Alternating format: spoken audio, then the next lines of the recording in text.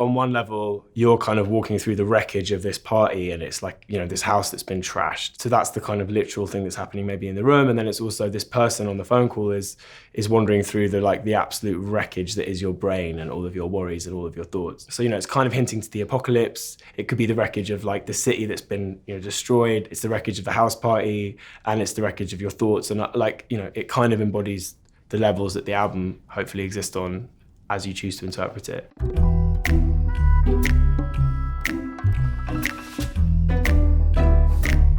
After this big night out during the apocalypse, which is what our album's about, it's waking up on the kitchen floor and realizing where you are and all of the things you were avoiding on the night out and all of the problems in your life and the problems of the world all coming flooding back in. I guess where did it come from? It's funny, I can never remember that well where someone's come from because ideas just seem to pop into my head. And I think this chorus just kind of arrived in my mind at some point and I would have sung it into my phone, probably when we were on tour, ducking off into a corner somewhere to like whisper sing into my voice notes. I remember making the demo in my room at home, which is where a lot of our songs kind of start their life. Came up with the beat and the chorus at the same time, and the chorus felt like it needed loads of vocals, so I layered up like a big choir. And it was one of the first songs we wrote for the album, and it felt sort of uplifting, which is kind of out of place on this record that is relatively dark in a lot of respects. Thought I'd never be waking on the kitchen floor, but here I lie, not the first time. We tour quite a lot as a band, and so we live on a tour bus. And for anyone who's not been on a tour bus, it's like 12 to 16 bunks that are basically the size of a small coffin, all stacked on top of each other. It's one of the more surreal elements of touring is waking up in this bunk, getting out, seeing which car park you're in. I was gonna say it's like time travel. It's not time travel, it's literal physical travel. I'm just an idiot. Now my morning has broken and it brings the fear. My mind's falling. Those feelings that you can't really control, kind of when they come flooding in. Your head feels like it's dropping away or when you're like losing control of how you're feeling. I wanted it to sort of sound cinematic and be kind of talking to the listener, asking them to fall in with you. I thought was a kind of nice way of trying to draw people in.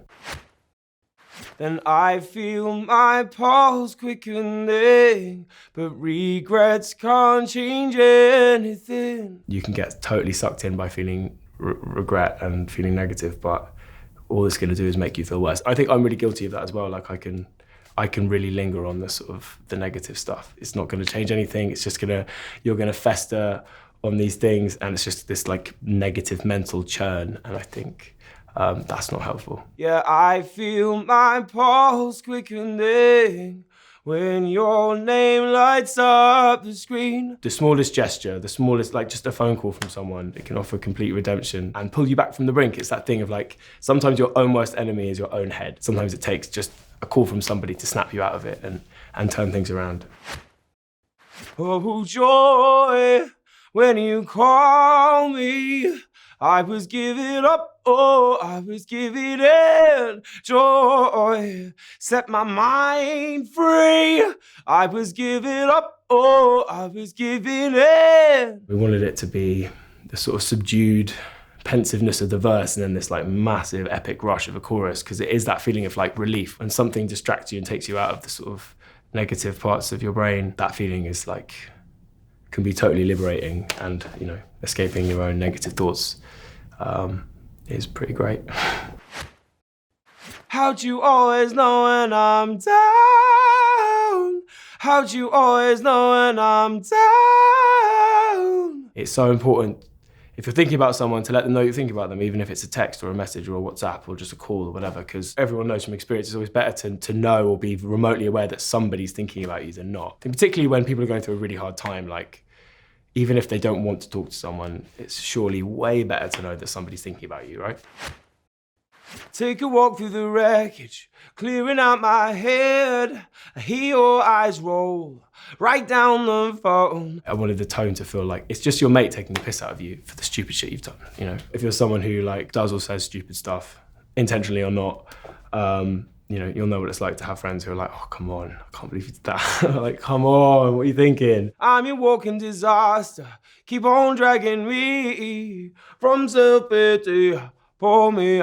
If you're alone in your own head and you're feeling really rubbish about stuff, where you think, oh, everything's awful, you know, it's the worst place to be, because you can sit there stewing on it and it gets worse and worse and worse. So often you just need to be shaken out of that by someone, and that could just be your mate being like, oh, what have you done?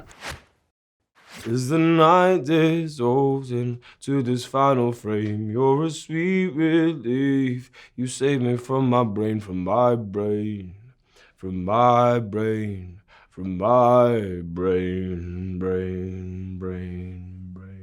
As it dissolves into the final frame, because obviously it's the last song of the album, you're my sweet relief, you save me from my brain. Because I guess, like we're saying across the song, your head and your thoughts can be your own worst enemy. And then the word brain sort of pans around in 3D to sort of try and, I don't know, wanted it to be trippy and weird.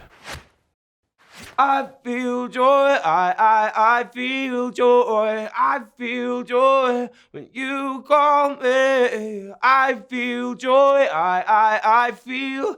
How'd you always know when I'm down? How'd you always know when I'm down? I think with our music often, because of the tone of my voice, people think it's really serious, but it's more often than not, we're kind of trying to make light of stuff and take the piss out of ourselves. And I guess it's important when you're feeling like super down or when you're feeling really sorry for yourself, like often it could be justified, but often, you know, you kind of need that person around you to be like, it's not that bad perspective. With this album, it was about sort of the importance of escapism. Too much escapism is probably unhealthy, but life can be hard and the world can seem fucking weird. So it's important to like step out of your head for a minute, and it's important to step out of your life for a minute sometimes.